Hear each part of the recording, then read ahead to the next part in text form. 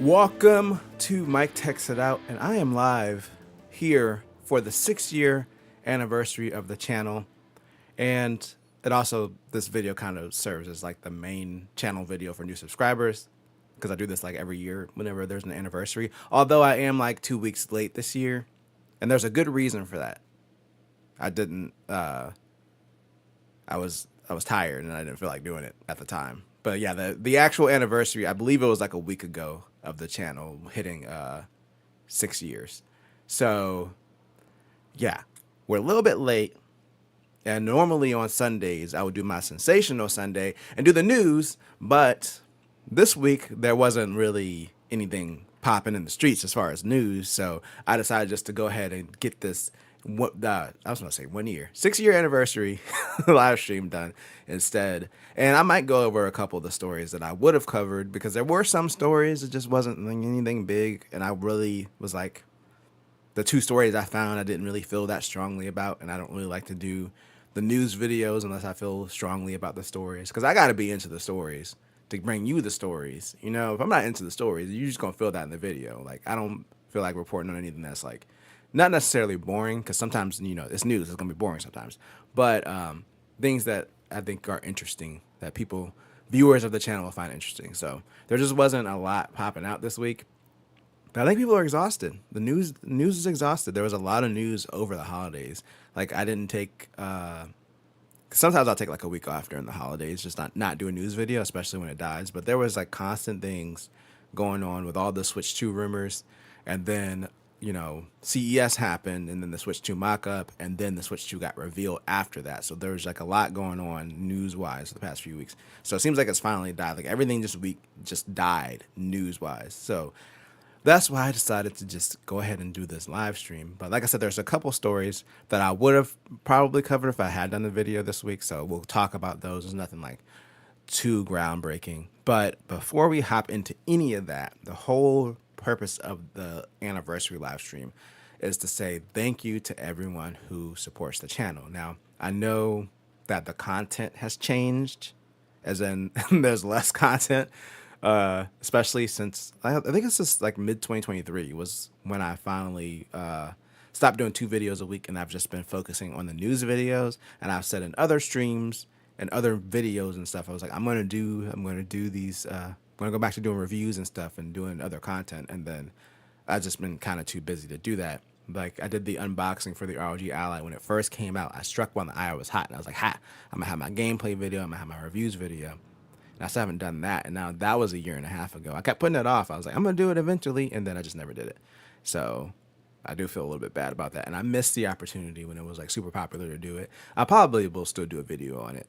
I'm not even going to promise at this point because I've already said I was going to do it before, and I still haven't done it. So we'll see how this year turns out. But towards the end of last year, I decided, I was like, I've been doing the news content. So that is the focus of the channel. I mean, it's been there since the beginning. I've always had a weekly news video, but it was supposed to kind of be a complimentary thing to go along with whatever else I was doing that week. But now it's become the main thing. And so that's why I started doing the shorts, which a lot of people seem to view. I don't know if they like them or not. They get likes. The like to dislike ratio is usually not amazing on those. But then again, that's just like the news videos in general. I don't know what it is. I don't know if it's the news itself, like if it's bad news or something like that, and people just dislike the video, or maybe they don't like me, which is fine. Either way is fine. But yeah, the like to dislike ratio in those videos are really weird. So I don't know if people like the shorts or not, but they do get views. So I was like, well, I might as well try to do these shorts because I feel like sometimes people don't want to watch 6 to 10 minute news videos, and that way I could put out the little stories and people could just watch the shorts for each story. Now, as far as the shorts, some of them don't have all the additional context, or like sometimes in a story I might weave in another story that I found that kind of goes along with it. I'm kind of telling the narrative of this story for each part of the video, like each story in the video. So sometimes if I can weave in another story that makes sense to go with it, then I'll do that. But a lot of times on the shorts, because I try to keep it around a minute, they did recently YouTube raised it to 3 minutes, which that was kind of a mess at first, but it's finally fixed. Because before, it took a few days if you posted a short longer than a minute for it to go into the shorts feed. So it would just show up as a regular video, which it makes everything weird. But that's finally fixed. But I still try to keep the shorts around a minute because I feel like that's what people, no one wants to view a long short, unless sometimes, I mean, people do watch long TikTok videos, but yeah, no one wants to sit there and view a super long short. So I try to keep the shorts around a minute. I might go to like a minute and a half, but because of that, sometimes I just cut additional parts of the story. Like I'll just have like one main story, and that's it. So there is a benefit to watching the longer form video if you do want more context. Of course the police have to go by while I'm recording. Of course they do. Of course. Yeah, and since this is live, I can't edit around it. It happens a lot. We live right off of a busy road, so a lot of times when I'm recording, then I'll have like police sirens go by, and I'm like, now I got to edit that part out and redo the whole thing that I just said. But yeah, that made it sound hood though. Like I just thought about that, and that does kind of sound kind of hood. Like I don't have police sirens going around all the time. Like it's just sometimes. I live down the street from a fire station. That's why. It's not because it's a dangerous area, but it's also not the best area either.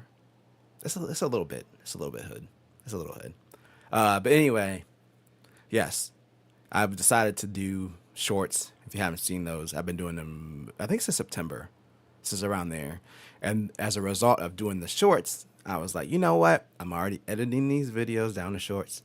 Might as well post it on TikTok. So I am on TikTok because I already do the shorts. So it's the same stuff that's on YouTube Shorts. I just posted on TikTok. But TikTok did have that brief period where it was gone. TikTok was done.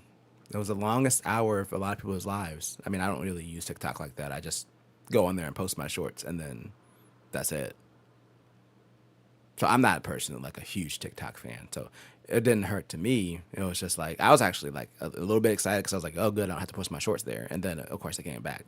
But, for some people, with that hour that TikTok was gone, that was the longest hour of their lives.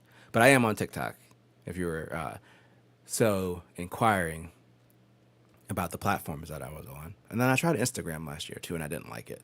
I don't like their video thing, so I'm not going to be posting on Instagram. But I do have an Instagram.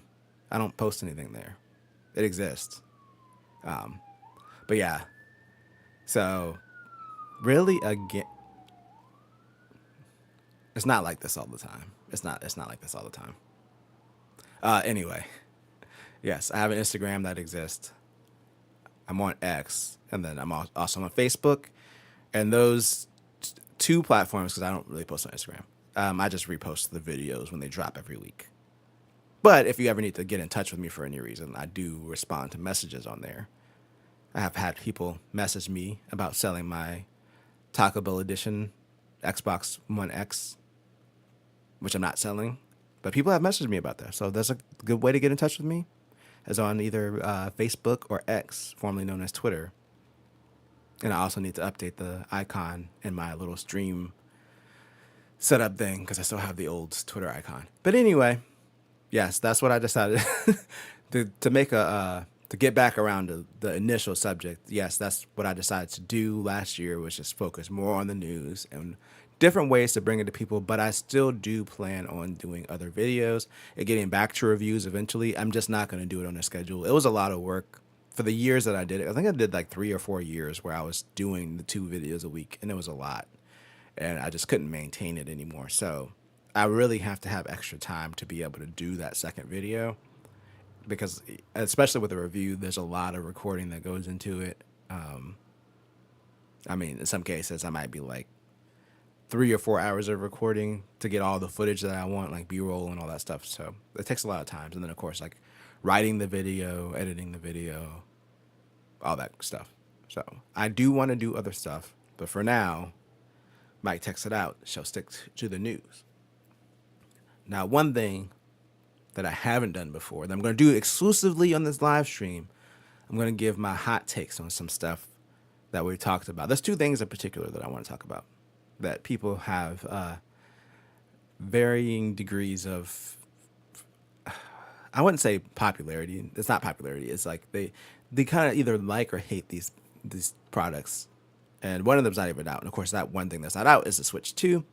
And then the other thing that is out that came out last year, big hardware drop from Sony, the PS5 Pro.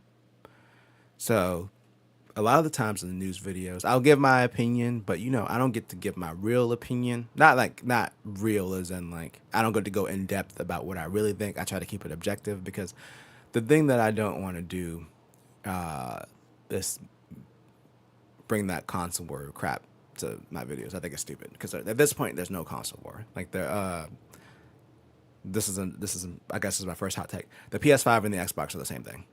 They're the same thing. The hardware is pretty much identical. There's not really a real difference.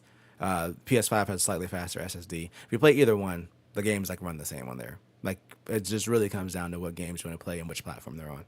So I don't like when people try to be like, "Oh, you said the Xbox is better." You apply that. They're the same thing. I have both. I have a Series X and I have a PS5. They're the same. It's the same thing. The only one that's really unique is the Switch. But we all know the Switch is you ain't gonna get like the latest and greatest games on the Switch. So, but it is good for their games. Like I'm a huge Pokemon fan, so obviously I'm gonna have to have whatever the Nintendo console is to play that. And then of course there's the Mario games. I'm not the biggest Zelda fan, but I played Breath of the Wild, and I played a little bit of Tears of the Kingdom. I felt like it was the same thing, and then so I stopped playing it. What new tech are you most excited about in 2025? Of course, the Switch 2 is what I'm most excited about in 2025.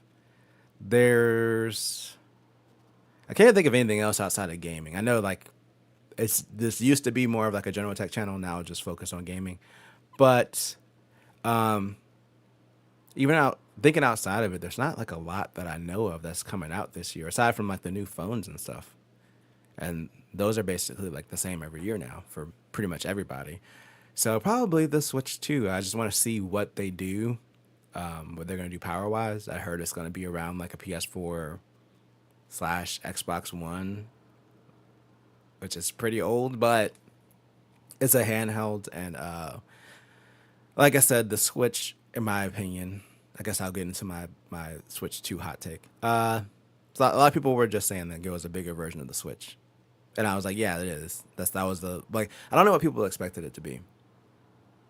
Like a Nintendo, like once they combine the handheld and the home console, they can never go back. Like they can't.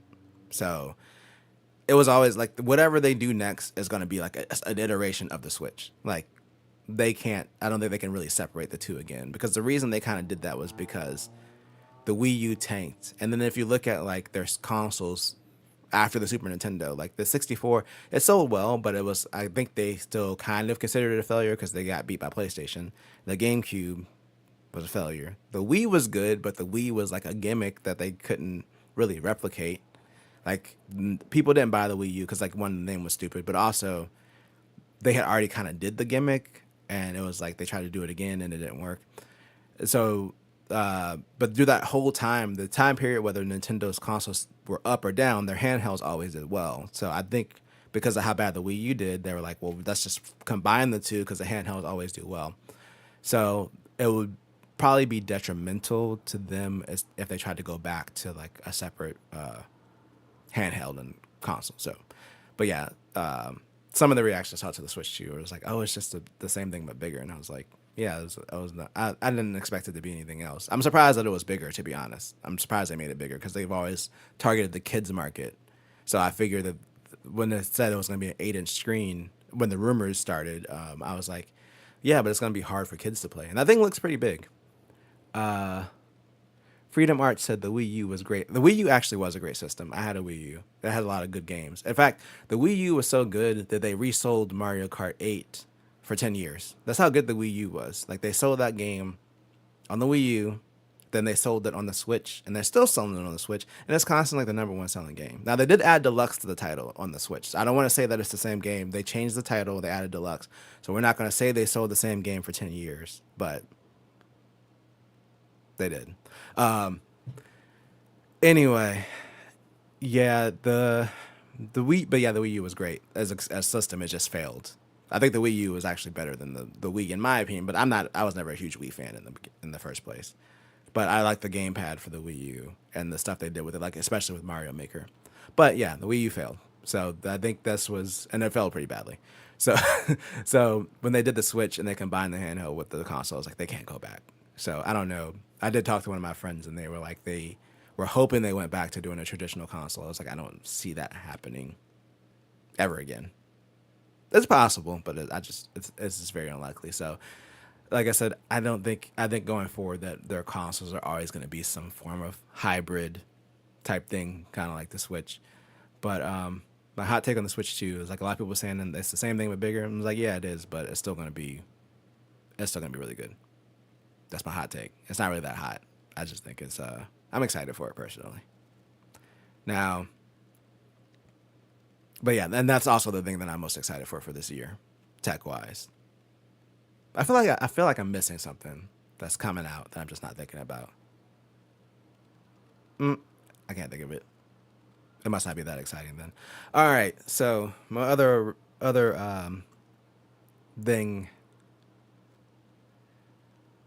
is the PS5 Pro.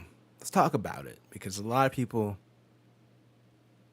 they have they seem like they're pretty negative about it, and yeah, I just think when the PS5 Pro was when the rumor started about it, I think this was like back in 2021 or 2022. I can't even remember at this point, but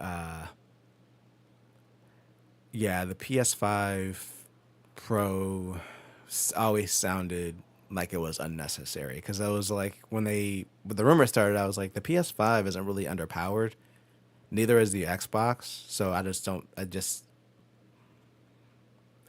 know. It was gonna be a hard sell to begin with, but I think it seems like they already committed to making it, so they were just gonna do it anyway. But yeah, it never made that much sense. So when it came out, or when they did the announcement trailer and the reveal trailer, and people were like, "Oh, it's $700 and all this stuff." Look, here's my hot take on it. It's $700 because they know it's not. I've said this in the video. They know it's not going to sell well, and the people who are going to buy it are going to buy it anyway. The people who want that little bit of extra performance with the questionable upscaling technology, it seems like it's fine. It just has a few issues because it's new. They're gonna pay whatever they could have charged $1,000 for it, and they probably will still get the same amount of people that were going to buy it in the first place because it was never going to be a product that was gonna it's hard to even show the differences. Like when they were doing the trailers, I'm like, yeah, people who pay attention to frame rates and stuff see the differences, and if you're like looking really close at the details, you might see the difference. As a PC player, I saw the difference. I'm not gonna say that I didn't see the difference. Like it's better, but it's not. It doesn't feel like a necessary. Like it feels like an enthusiast upgrade. So yeah, I don't know. People are just like, there was no reason to be negative about it. That's kind of my hot take. Because the thing is, just don't buy it. Like, I'm not buying it because I already have a PC to get that extra performance, and I'll just wait to play those games on PC. Um, yeah, so it is unnecessary, sure, but a few people will buy it, and like I said, they're going to pay the $700 or however much it is that Sony already said they're already selling it. But like I said, if Sony would have made it 1,000, I think they would have paid for it, and they probably would still sell the same amount because it's not really needed. Like, if you want the little bit of extra performance, I guess. But the PS5 isn't struggling in any way, and now they're like cheaper than ever because Sony started selling refurbished ones directly. I saw one for like $350 at one point, so it's like, I don't know. There's no reason, in my opinion, to get mad about it. Going back to the Wii U thing, Freedom Arch said they shouldn't go back to selling traditional consoles, as far as Nintendo, not Sony. I'll hop back to a different subject, but yeah, I don't think I'm not longing for a regular Nintendo console. I love being able to play it handheld and just being able to dock it. It's so versatile as a system that I just personally I don't see a reason why they would ever go back unless they had some weird thing happen. There was one thing I want to say about the Switch 2 that I forgot to say. As far as the power, because I did see some people saying about the whole like it's going to be like a PS4 performance wise, and that's fine because they'll get they can get some of the games they didn't get for the Switch, like the third party games, but for the most part, people are going to be buying it for the Nintendo games. And I think at this point, if you care about playing third-party games on a handheld, at decent performance, you probably just get like a handheld PC, like a Steam Deck or an RG Ally or something like that. If you really care about those third-party games, there's more options now than there was when the Switch came out to play third-party games and play them well. So to me, I don't really care as long as Nintendo's games run better. Like the Switch, it had some issues. They had some issues with their first party games. So as long as they can nail that with the Switch 2, that's what I'm really looking forward to, especially if they're going to be using DLSS or some kind of or their own upscaling or whatever the case is. I'm hoping that the performance on their first party games are better. I don't really care that it's going to be the equivalent of a PS4 as long as it's well optimized. It can deliver on their games. But yeah, those are my hot-ish takes on the newest hardware from Nintendo, upcoming hardware, and then the PS5 Pro. That's my real thoughts. It's not really that much different from what I said before, but I just feel like I was a little bit less nice about it. All right. Now, getting to what I would have talked about this week, which I may still talk about in next week's video. We'll see. Final Fantasy VII Remake Part 3. So, I did a news video. I always lose track of time. I don't even remember how long ago it was. It was probably like a month ago. When I talked about Square and Sony kind of switching their strategy to go cross-platform, and at the time I was like, I wonder if Final Fantasy VII Remake Part 3 will still be a PlayStation exclusive since they said they're focused on cross-platform. Well, let's switch here. They, as in Square, have basically confirmed that it's not going to be a PlayStation exclusive. So, the Final Fantasy series creator Yoshinari, I'm always bad at pronouncing names. I apologize in advance. Yoshinori Kitase. I hope I probably did not say that right. I'm sorry. Anyway, he was doing an interview with 4Gamer, and basically he said it's not going to launch as a PS exclusive because it's probably going to be in the next console. And it also sounds like that they're planning on putting it on the current gen consoles as well, because obviously by the time it comes out, that's when the PS6 and the Xbox 480 or whatever they call it is going to be out. So it sounds like they're also just going to have it on PS5 as well. But it's not going to be an exclusive, which makes sense because they said that they want to get away from that, and they lost money by doing that with 16 and Rebirth. And I always said, I was like, in a world where Sony themselves is putting their games on other platforms, why did Square even agree to make those games timed exclusives? Like, it didn't make any sense. Like, if Sony is putting their games on PC because they're not making enough money, then why would you, as a third party, put your games on one platform? That's stupid. So, yeah. So, yes, they confirmed that Final Fantasy VII Part 3, or Final Fantasy VII Remake Part 3, will not be a PlayStation exclusive out of the gate. At least for now. Things could change, but I don't see a world where they would want less money at launch than if they had just released it on like PC and possibly Xbox. They didn't say Xbox, so I don't know if they'll still do Xbox day and date, but they have some games on Xbox, so I don't see why not. And then the other story I was going to cover is just like gaming hardware was worse than expected in 2024, like sales wise, which it just shows the percentages that it was down and declined. So, I mean, everyone knows that the gaming revenue has been down, and also the consoles are on their, I guess now technically they're in the later half of their life. I know Sony said it like last year, but the PS4 was in the latter half of its life, and I guess that makes sense because it came out in 2020. It doesn't feel like they've been out that long because like the pandemic kind of ruined everything as far as people being able to get systems.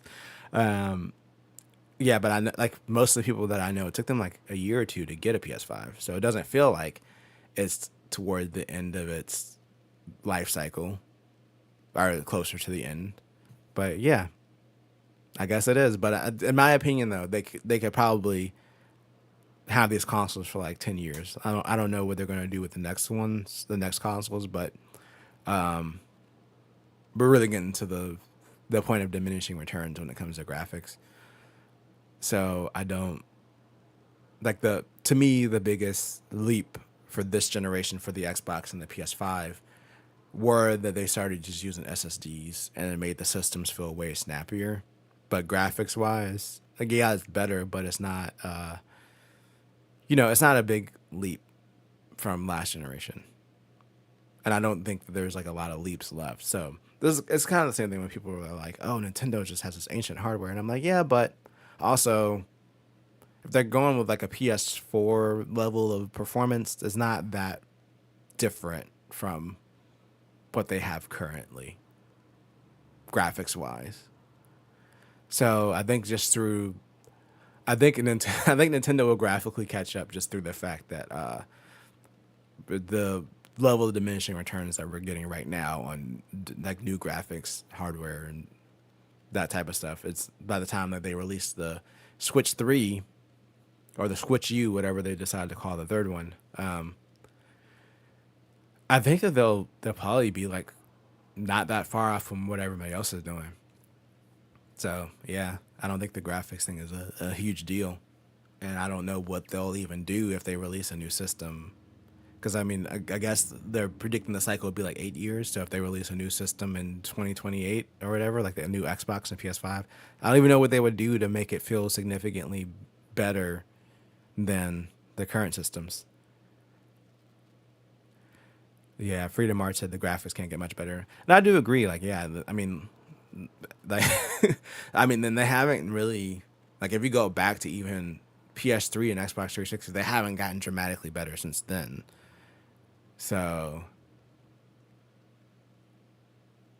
yeah, and even someone that's on PC and I have like a 4080 and I'm able to turn everything up and run everything at the maximum settings with higher frame rates, it's not. It doesn't look that much better than the PS5 or an Xbox. It's just really the advantage of playing on PC is like you can get higher frame rates, so the game just feels more responsive. And I think at a certain point, that's probably where they're going to have to go if they want to like for it to make sense. That they'd have to just be like, oh well, if you get this console, then you can run it 120 frames per second on most games or something like that. I think that would be like the next thing. Like that's the PC route where instead of graphics is now is like, well, I want to get more frames so the game will play smoother. It gives you kind of an advantage in competitive games. That's probably where I could see consoles going instead of like graphical improvements. But yeah, I think that's it. Those are my takes on the current state of technology, and then the news stories that I didn't cover because yeah, Freedom Arts said the bigger jump in graphics was from PS2 to PS3. Definitely, yeah. I think the even PS1 to PS2, the first 3D generations, those there we saw big leaps. You know, PS1 to PS2, and then PS2 to PS3, and then once we hit PS3, like PS3 to PS4, it wasn't even a leap. It was like they just stepped into like a room that had like a slightly higher ledge. It's like, oh, we stepped up a little bit. I was like, okay. But I think by the time, just in all fairness, by the time we got to the end of like the PS4 and Xbox, I will say games were looking a bit better, and I think that they made a lot of improvements as far as physics and gameplay and stuff like that. That's where the improvements came in, at little environmental touches and things like that. You can definitely, like, if you go back and play PS3, you can tell it's a PS3 game now, but it still wasn't like a massive leap. And then PS4 to PS5 was just like, it wasn't even like they stepped onto like a higher ledge or anything. It was just like, oh, we walked into the next room. Here we are. And I was like, what's this? It was the same thing. And they're like, it's new.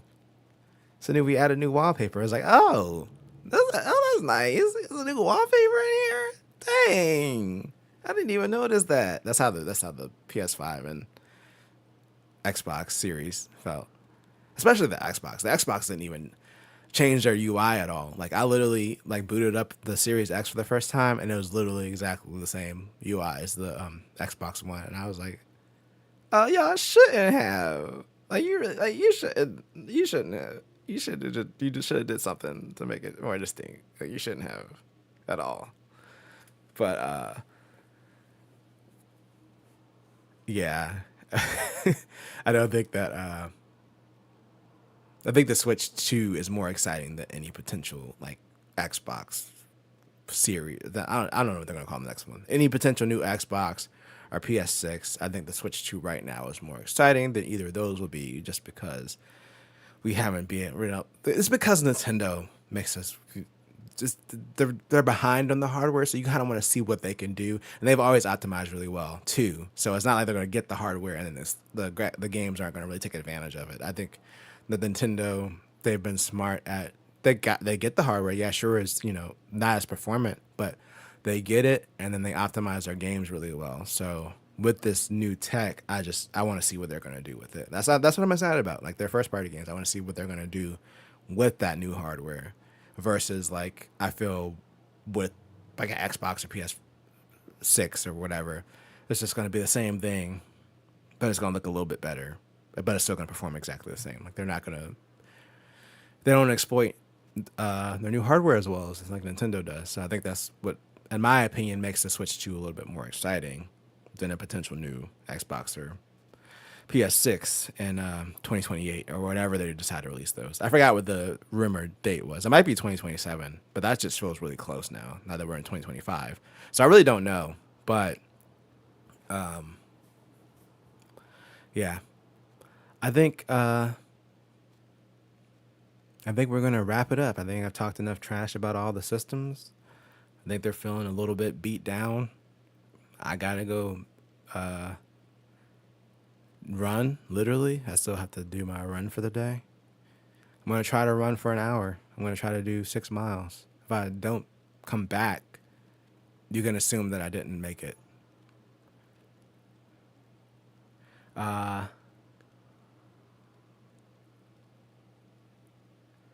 Hey, Rondo said, the thing is, console games haven't gotten much more demanding. So for me, it doesn't make any sense to release next gen consoles. Yeah, they haven't. And you can kind of telegraph where consoles are going based off of where PC is, and PC is not like, even with a 4080 or 4090 or probably a 5090. Even if you push it, it's really, the graphics are like a teeny tiny bit better, but it's just like it just performs better. Like you're just getting better performance. That's the only advantage. But then it's like a lot of the times for consoles, they don't even build games to take advantage of they build games so that they can run at 30 or 60, and that's it. And look a tiny bit better. I guess ray tracing was the thing that they added, but yeah, they're not like building games to really take advantage of the hardware. They're just like adding in stuff that I don't think is that noticeable, and then keeping the performance and everything the same. So I don't see if they go to a next generation console, like what are they going to offer that's going to be dramatically different from what they did this generation? Because to me, the SSD, adding SSDs for the boot drives and to install games really made a huge difference. Like that was like the biggest thing that they could have done. Like that was, to me, that's the biggest difference from the PS4 to the PS5 and from the Xbox One to the Xbox Series is the SSD. That's it. The games aren't dramatically different. It's like, yeah, they could have got better performance out of them, but they added some unnecessary features that just makes the games not run as well. So they're still hitting the same frame rates as they did on the previous gen. So like, I don't know. Like I said, what are they going to do? They might as well just keep the same consoles for at least like 10 years and wait for like some kind of new worthwhile technology to come out to make it worth doing a new one. But this is my opinion though. All right. I'm actually gonna. Okay, now I'm done rambling. Now I'm done rambling. I'm gonna go ahead and literally run. And like I said, if I don't come back, that means I won. That means I won. Won a trip to the afterlife. But yeah, that's gonna close it out today. Thank you guys for showing up for the live stream. It made it fun because usually I just talk to myself for like 30 minutes when I do these streams. So thank you for showing up. I'm gonna go. What does my thing say? What does my outro thing says? I think it says I'm gonna go to bed or something. Let me hit the button. There we go. Yeah, I'm going to bed or something. All right, I'm not going to, but anyway, thank you for stopping by. Peace out.